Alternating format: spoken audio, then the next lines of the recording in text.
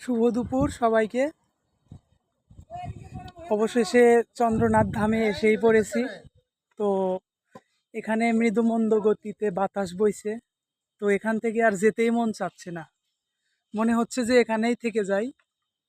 ক্ষুধাই লাগছে না, কেননা ক্ষুধাটা ছিল যে বাবার দর্শনের ক্ষুধা।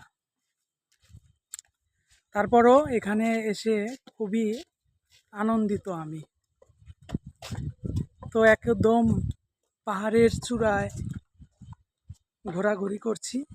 তো আমার পিছনেই তো বাবা চন্দ্রনাথের মন্দির। তো এখানে সব সময় বাতাস বইছে।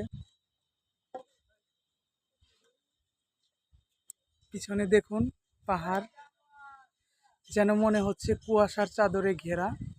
এখন হালকা হালকা রোদ বইছে।